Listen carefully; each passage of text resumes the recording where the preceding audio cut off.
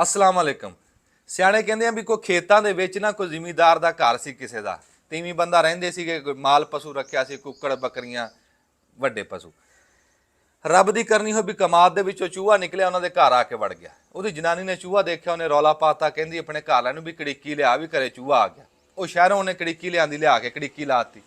वो चूहे ने जो कड़ीकी देखी ना तो वह दौड़िया दौड़िया बाहर आया तो आके मुर्गे नूं कहंदा भी घरे कड़ीकी लग गई। वो मुर्गा कहंदा भी लगी रवे, मैनू कड़ीकी ना की लगे। वो कहंदा चंगा। चूहा बकरे को गया, उन्होंने कहंदा भी वो घरे कड़ीकी लग गई। बकरा कहंदा कड़ीकी का मैनू की भार आ, कड़ीकी का भार होऊगा तैनू, सानू की दसदा आके। वो कहंदा चंगा। झटक नूं वो ढग्गे को गया, जाके ढग्गे नूं कहंदा भी ढग्गिया हो घर कड़ीकी लग गई। ढग्गा हस पिया, कहंदा लै मैनू कड़ीकी का की दसदा, मैं तो कड़ीकी च पूरा ही नहीं आंदा, कड़ीकी का आखे डर होऊगा तैनू। वो कहंदा चंगा। वो कड़ीकी दे विच आके सप फस गया। ਉਹਦੀ घर की रात का ਹਨੇਰਾ ਸੀ, देखण लगी भी की फसिया तो सप ਉਹਦੇ लड़ गया। हथ ਉਹਦਾ नीला हो गया, सवेरे खप पई ना रिश्तेदार पता करना है तो वह मालक कहंदा भी यार मुर्गा हलाल कर लो भी प्राहुणे वाहवा आए। जो मुर्गे नूं फड़न वास्ते वो मगर भजे ना तो मुर्गा चूहे के कोलों टप्पिया। चूहा कहंदा हाँ बई तैनूं तां मैं कहा सी कड़ीकी लग गई, तू कहंदा सी मैनूं की दसदा, हुण आ छुरी हेठ। वो जनानी ਉਹਦੀ ਨੂੰ ना आराम ना आया, वो जनानी ਉਹਦੀ मर गई। वो फिर जनाजे ते प्राहुणे आए तो तईए का खत्म ना, वो कहता जी बकरा हलाल कर लो। वो जो बकरा हलाल करने वास्ते लई जाना तो चूहे ने बकरे ने कहा भी हाँ भी तू तो कहता मैनू की दसदा कड़ीकी का डर होगा तैनू, हुण जा तू भी जा छुरी हेठ। जो कुल साता तो सवा महीने का खत्म आया तो वह मालक कहता भी अज वाहवा रिश्तेदार इकट्ठे होने भी ढग्गा हलाल कर लो। हुण जो ढग्गे नूं छड्डी ले जाण ना हलाल करने वास्ते तो वह फिर चूहा खलोता हसे, कहता हाँ भी तू तो अगों दंदियां कढ़दा सी भी मैं तो कड़ीकी च पूरा ही नहीं आंदा, आ फिट होया पिया कि नहीं। मैं पूरे पाकिस्तान के हर तबके में गल करदा, तुसीं अज तक कहने आ ना भी कड़ीकी किसान वास्ते लगी है, ये किसान वास्ते नहीं, ये सारिਆਂ ते असर जाऊगा। चाहे कोई कपड़ा वेचण वाला, चाहे कोई लोहा वेचण वाला, चाहे कोई शा कारोबार है तुहाडा, इस कड़ीकी च सारिਆਂ ने आना, बकरा होवे मुर्गा होवे ढग्गा होवे। ये असर जे किसान ना बचदा फिर बचदे तुसीं भी नहीं। अज साडे किसानां दे उत्ते इहतजाज उत्ते इन्हां ने लाठी चार्ज कीता। साडे पूरे पंजाब दे विचों काफले, ये नहीं कि किसान निकले नहीं, किसान दे पुत्तर नहीं, किसान निकले आ पर किसी शहर के विचों इन्होंने काफला गाह ही नहीं जाण दिता। पुलिसां ने नाके लाते किस हर तहसीलों जिलियां दे विच उत्थे ही रोक ले। जिहड़े कोई मुठ भर उत्थे लाहौर पहुंचे आ लै उत्थे उन्हां दे उत्ते लाठी चार्ज करता, उन्हां दे उत्ते इन्हां ने धुएं सिੱਟੇ लै किसानां नूं गिरफ्तार किया, जुल्म किया। बंदे तां की बीबियां दे उत्ते भी, एक किसान दी धी आ, उन्हें सदा किसान की गल की। आयशा किसान की बेटी उहदे पेज दा लै उहनूं भी उन्होंने चक लिया। 3 दिन हो गए असीं घरों बेघर होए आ।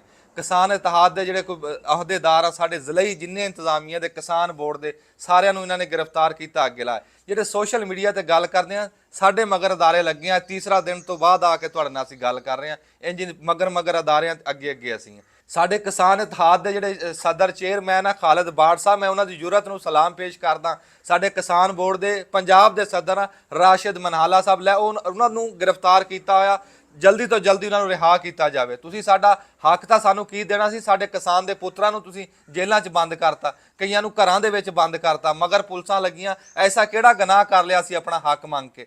सारे तबके इत्थे इहतजाज कर सकते हैं, जे नहीं कर सकता तो किसान नहीं कर सकता। इदां उहदे बंदियां नूं चक लिया, मगर पुलिसां लगियां साडे घरां दे आके अगे डाले खलोगे भी जिद्दां असीं किसी होर मुल्क दे रहायशी। इदां दा रवैया किसान नाल इन्हां ने कीता। पहली वारी किसान ने अपना हक मंगिया सी। सियाणे कहंदे आ भी चाची तेरी लस्सी तो रजे भी तू कुत्तियां नूं रोक, भी सानू रेट तक खसमां दा सिर खा गया, सानू घरों बेघर किया होया तीसरा दिन हो गया। जिहड़ी रियासत किसानां नाल इंज करे, रियासत तां मां हुंदी तो सब तो असली पुत्र किसान होंदे आ। किसानां नाल जे रियासत इंज करूगी ना, वो रियासत फिर चल नहीं सकती। वो समझो काली रात शुरू होगी। साडे मुल्क दे भोले किसान जिन्होंने आड़तियां ने ठगिया, जिन्होंने शुगर मिल्लां ने ठगिया, जिन्होंने मिडल मैन ने ठगिया, जिन्होंने पंजाब हुकूमत वफाकी हुकूमत ने ठगिया, सानू बाहरों कणक मंगा के टीका सानू किसानों, एडे भोले किसान अज उन्हों का आ हशर किया। पहली बारी किसान सड़कों ते आए तो इन्होंने साडे ते आ जुल्म किया। ये जुल्म असीं भुल्लण नहीं लगे। सियाणे कहंदे भी कुफर का निज़ाम चल सकता, जुल्म का निज़ाम नहीं चल सकता। आखिर कदों तक साडे जिहड़े मासूम भोले किसान आ, मैं उन्होंने ये कहूँगा तुसीं हिम्मत ना हारिओ।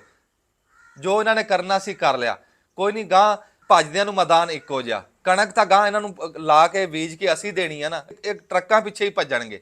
सारिਆਂ तो भोला, सारिਆਂ तो मासूम तबका किसान आ। ये तां एडा भोला भी जिद्दां कोई 3 बंदे सी, कोई शहर का रहायशी सी, कोई तो बादशाह के भले वक्तां च उन्हें 3 नूं फांसी का हुक्म दे दिता।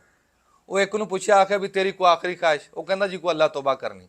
ਉਹ ਅੱਲਾ ਤੋਬਾ ਕੀਤੀ। ਭਲੇ ਵਕਤਾਂ ਦੇ ਵਿੱਚ ਉਹ ਟੋਕੇ 'ਚ ਸਿਰ ਦਿੰਦੇ ਸੀ, ਉਹਦਾ ਸਿਰ ਟੋਕਾ ਹੀ ਦਿੱਤਾ ਤੇ ਟੋਕਾ ਹੀ ਨਾ ਚੱਲਿਆ। ਦੂਏ ਨੂੰ ਕਹਿੰਦੇ ਵੀ ਹਾਂ ਵੀ ਤੇਰਾ ਕੋਈ ਆਖਰੀ ਖਾਹਿਸ਼? ਉਹ ਕਹਿੰਦਾ ਮੈਂ ਵੀ ਅੱਲਾ ਤੋਬਾ ਕਰਨੀ। ਉਹਨੇ ਅੱਲਾ ਤੋਬਾ ਕੀਤੀ, ਉਹਨੂੰ ਕਹਿੰਦੇ ਵੀ ਦਿਓ ਇਹਦਾ ਸਿਰ ਟੋਕੇ 'ਚ। ਉਹ ਟੋਕੇ ਸਿਰ ਦਿੱਤਾ, ਟੋਕੇ ਨਾ ਚੱਲਿਆ, ਕਹਿੰਦੇ ਵੀ ਇਹਦੀ ਵਧੀ ਹੋਈ ਇਹਨੂੰ ਵੀ ਛੱਡ ਦਿਓ। ਅਖੀਰਲਾ ਨੰਬਰ ਕਿਸਾਨ ਦਾ ਸੀ, ਭੋਲੇ ਦਾ। ਉਹਨੂੰ ਕਹਿੰਦੇ ਹਾਂ ਵੀ ਤੇਰੀ ਕੋ ਆਖਰੀ ਖਾਹਿਸ਼? ਉਹ ਕਹਿੰਦਾ ਆਖਰੀ ਖਾਹਿਸ਼ ਖਸਮਾਂ ਦਾ ਸਿਰ ਖਾ ਗਈ, ਤੁਸੀਂ ਪਹਿਲਾਂ ਟੋਕਾ ਤਾਂ ਠੀਕ ਕਰਾਓ।